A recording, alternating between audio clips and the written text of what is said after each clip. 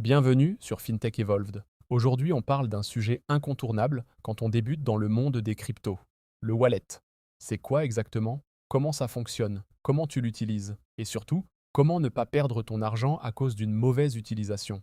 On démarre. Imagine ton portefeuille physique, celui que tu as dans ta poche tous les jours. Il contient tes billets, tes cartes bancaires. Un wallet crypto, c'est la même idée, mais en version numérique. Sauf que contrairement à ce qu'on pourrait croire, il ne stocke pas vraiment tes crypto-monnaies. Il stocke tes clés, comme les clés d'un coffre-fort. Ces clés, il y en a deux.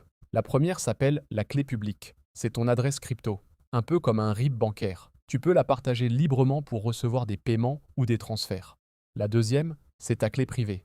Et là, c'est sacré. C'est ton mot de passe ultime, celui qui prouve que tu es bien le propriétaire de tes cryptos. Si tu la perds, tu perds l'accès à tout. Si quelqu'un la vole, il peut tout prendre en quelques secondes.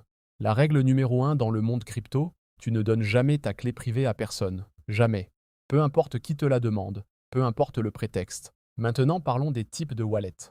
Il en existe deux grandes familles. Les wallets chauds d'abord. Ce sont des applications connectées à Internet, comme MetaMask ou Trust Wallet.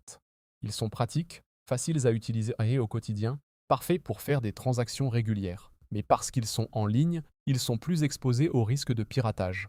Ensuite, il y a les wallets froids. Ce sont des appareils physiques, complètement hors ligne, comme le Ledger ou le Trésor.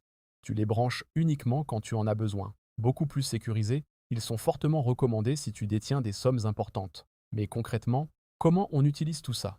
Commençons par le wallet chaud. Tu télécharges l'application MetaMask par exemple sur ton téléphone ou ton navigateur. À l'installation, l'appli te génère une phrase secrète de 12 mots. C'est ce qu'on appelle la seed phrase. Note-la sur papier, range-la dans un endroit sûr et surtout ne la mets jamais en photo sur ton téléphone. Cette phrase, c'est le seul moyen de récupérer ton wallet si tu perds ton téléphone ou si ton application plante. Une fois ton wallet créé, tu as une adresse publique. Tu la communiques à quelqu'un, il t'envoie des cryptos et elles apparaissent dans ton wallet.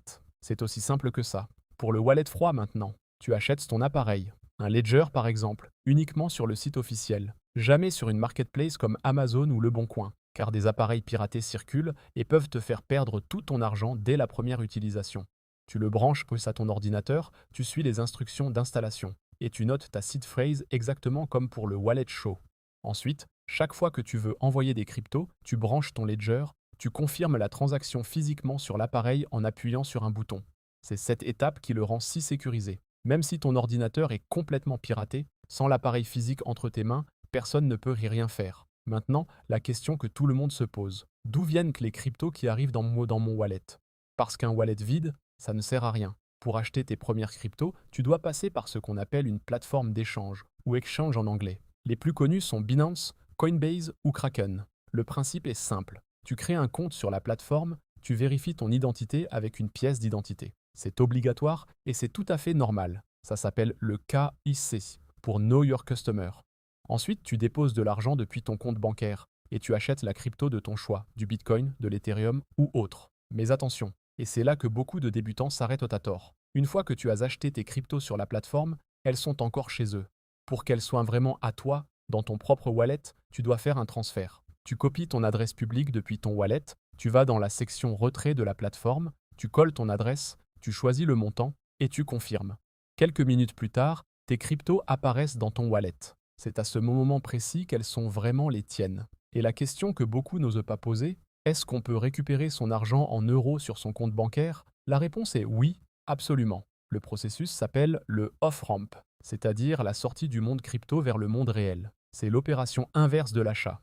Tu retournes sur ta plateforme d'échange, Binance, Coinbase ou autre.